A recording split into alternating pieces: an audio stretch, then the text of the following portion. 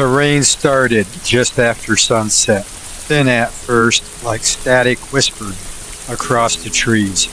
By the time Daniel realized he was lost, it had turned into a steady, soaking curtain that swallowed the trail behind him.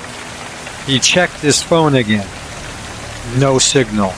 The map had frozen 10 minutes ago. A useless blue dot blinking in the middle of a blank green void. Great, he muttered, wiping water from his eyes. Just great. He hadn't planned on staying out this late. The hike was supposed to be easy.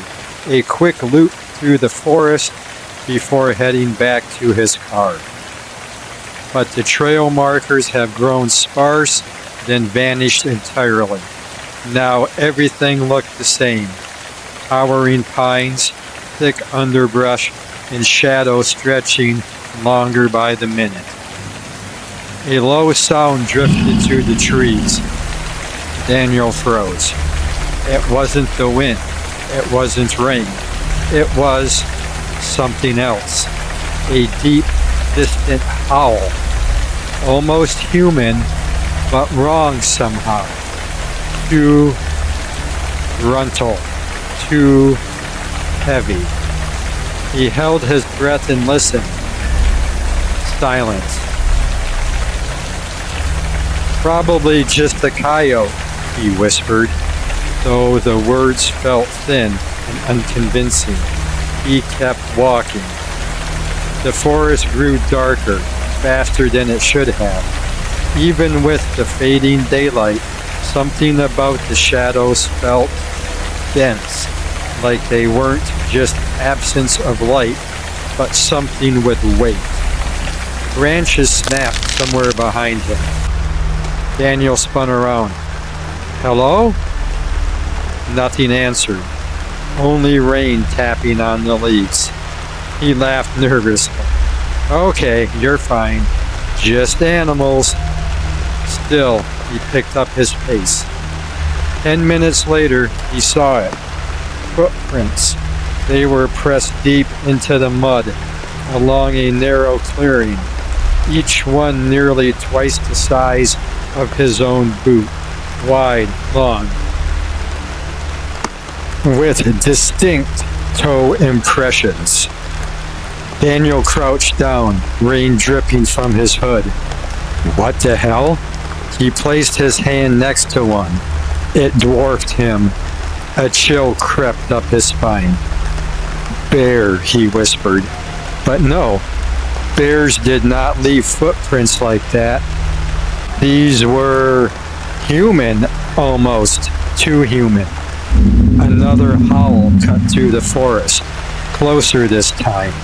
Daniel shot to his feet. Okay, nope. He turned and hurried in the opposite direction. The feeling started then. That crawling sensation at the back of his neck.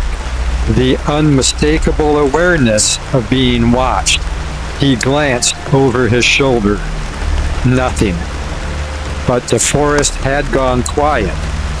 No birds, no insects. Even the rain seemed muffled, like the trees were holding their breath. Don't panic, he told himself. Just keep moving. He didn't notice at first that the footprints had reappeared, this time alongside his own. It happened fast, a heavy thud behind him. Daniel turned just in time to see something massive dart between the trees. Not clearly, just a blur of dark movement. Impossibly fast for something so large. His heart slammed against his ribs. Hey, he shouted, his voice crackling. I don't want any trouble. The forest answered with silence. Then, crack! A tree branch snapped overhead. Daniel looked up. Nothing. But the feeling intensified. Closer now. Right behind him. He ran. Branches whipped against his face as he sprinted blindly through the woods. His boots slipped in the mud, lungs burning, heart racing louder than a storm. Another thud, closer, then another, heavy, rhythmic, following him. Not running, walking, but somehow keeping pace. How is it? Daniel gasped, stumbling over a root. He caught himself and kept going. How is it doing that? A low growl rolled through the trees. This time it wasn't distant. It was right there. Daniel burst into a small clearing and skidded to a stop. The rain poured harder here, unobstructed by the canopy. In the center stood a massive broken tree, splintered like it had been snapped in half by sheer force. Then he saw it, across the clearing, standing perfectly still, watching him. At first, his brain refused to process what he was seeing. It was too big. At least 8 feet tall, maybe more. Its body was covered in dark, matted fur, dripping with rain. Broad shoulders, long arms that hung almost to its knees. Its face, God, it was almost human. Deep-set eyes locked onto his, filled with something that felt disturbingly intelligent. Not curiosity, recognition. Daniel couldn't move. The creature tilted its head slightly, studying him. Then it stepped forward. The ground seemed to shake under its weight. Daniel staggered back. "Stay back," he whispered, his voice trembling. "Please, just stay back." The creature stopped. For a moment, neither of them moved. Then it did something unexpected. It smiled. Not a friendly smile, not even an animalistic one. It was wrong, too deliberate, too knowing. Daniel turned and ran again. Behind him, the creature let out a deafening roar. It seemed to vibrate through his bones. This time it ran too. The difference in speed was immediate. Daniel could hear it crashing through the forest behind him, tearing through branches like they were nothing, each step thundering closer. He wasn't going to outrun it, he knew that, but he ran anyway. He didn't see the drop till it was too late. The ground vanished beneath his feet, and Daniel tumbled down a steep embankment, slamming into rocks and mud before landing hard at the bottom. Pain exploded through his leg. He screamed.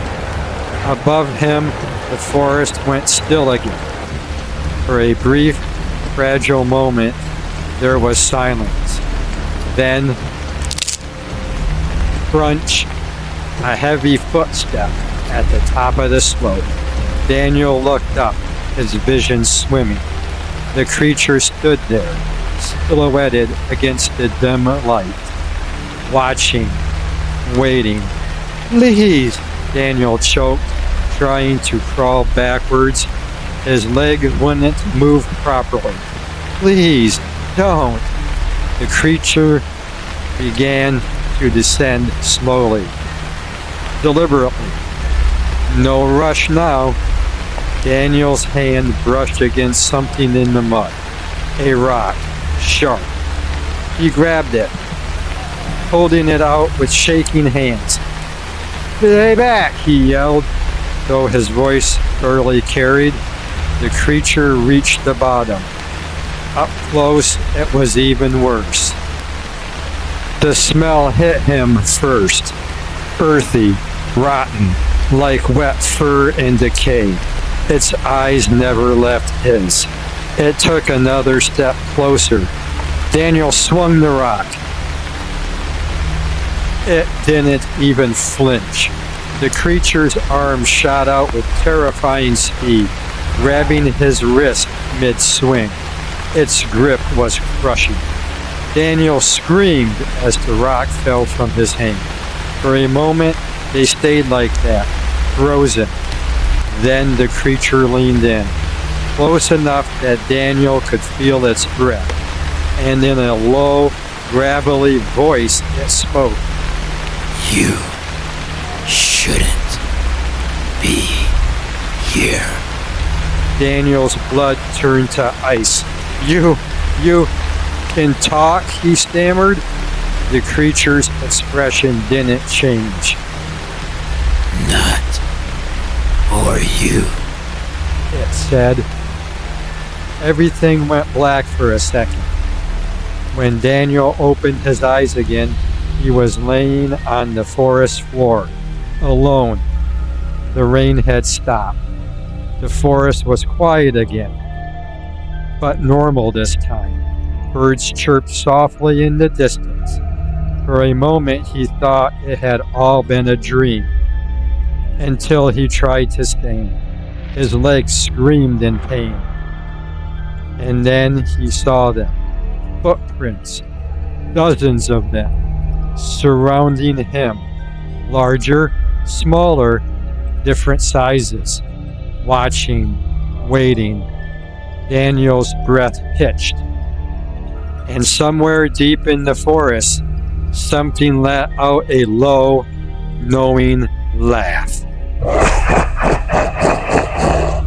They had let him live, not out of mercy, but so he could leave, so he could remember, and so he could tell others, right before they came back for him. That night, Daniel finally made it out of the forest. 3 days later, he disappeared from his home without a trace. The only thing they found was a single, massive footprint outside his bedroom window, pressed deep in the soil, as if something had been standing there, watching, waiting.